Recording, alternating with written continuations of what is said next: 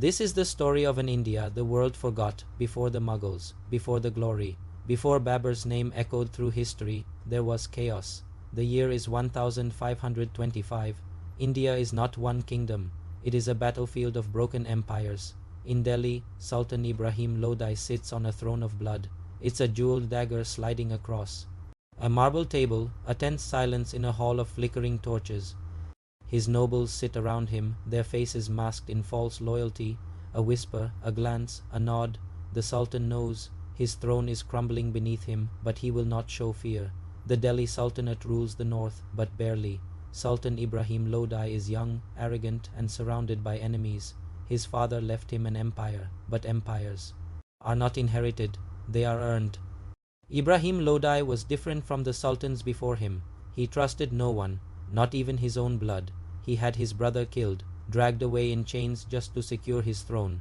But murder does not buy loyalty. His Afghan nobles despised him for it. They began to meet in secret, their whispers turning into plots, their plots into sealed letters sent to distant lands.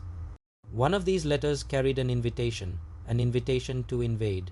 It was a plea for help, addressed to a man in the mountains of Kabul, a man who would soon change the fate of India forever. Far from India, in the frozen peaks of Central Asia, a man sits alone, staring at a campfire.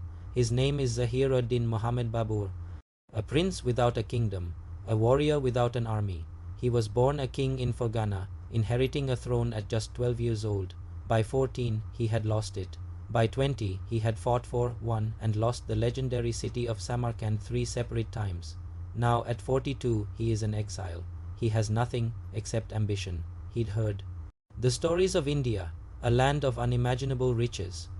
Fertile plains that stretched to the horizon, golden temples that touched the sky, and most importantly, weak kings. As he runs his finger across a worn map of India, stopping at Delhi, his resolve hardens.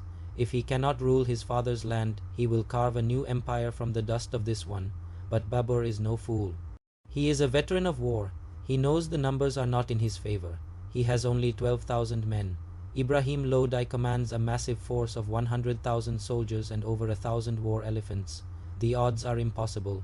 But Babur has an ace up his sleeve, a secret weapon that Lodi does not: gunpowder. The Ottoman Empire, the masters of the new warfare, had shared their secrets with him: cannons and matchlock firearms. Babur learned fast. India had never seen weapons like these. This technology would be the great equalizer, the tool that could turn a small, disciplined force into an unstoppable wave of destruction. While kings and invaders prepared for war, the common people of India just prayed for peace. They toiled in the fields, their faces etched with worry as they looked toward the horizon. They had lived through countless sultanates, invasions, famines, and crushing taxes.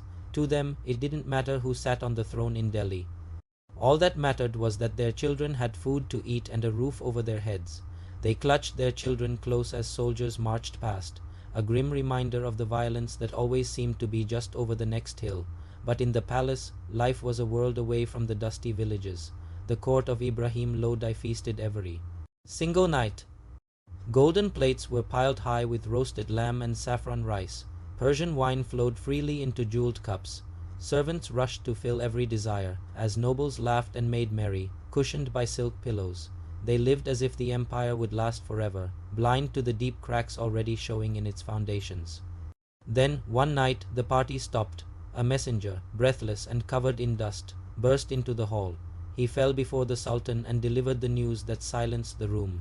Sultan, Babur has crossed the Indus. The whispers of invasion were no longer whispers. The storm had arrived. Babur marched slowly, deliberately. He wanted Lodi to know he was coming. The clinking of armor, the snorting of horses, and the ominous rumble of cannons being rolled forward announced his advance. Ibrahim Lodi had no choice but to respond. He gathered his forces, 100,000 men, a sea of infantry, cavalry, and 1,000 war elephants, the tanks of their day. He would crush this foreign invader. Mounting his own magnificent war elephant, he raised his sword to the sky and roared a promise. This is my land, and I will drown him in his own blood. The night before the battle was a study in contrasts. In Babur's camp, an almost sacred quiet fell. Soldiers prayed, sharpening their blades and their resolve. Babur himself sat alone in his tent, writing in his diary by candlelight. He wrote of his fear, his doubt, but also of his unshakable belief in destiny. "If I fall tomorrow," he wrote, "let it be as a warrior, not as a beggar." Meanwhile, Lodi's camp was a chaotic mess of noise and overconfidence. They celebrated victory before a single sword had been drawn. Nobles raised their cups, their drunken shouts echoing through the camp, "To our Sultan. The invader will be dead by noon." But not everyone shared their certainty. Some sat quietly, staring into the fire, knowing that the man who had crossed the mountains was not to be underestimated. This would not be an easy fight. April 21st, 1526. The sun rose over the plains of Panipat, burning away the morning mist, and there they were, two massive armies, facing each other across a field that would soon be soaked in blood. On one side, Babur, standing at the front of his small, disciplined force, his hand resting on the hilt of his sword.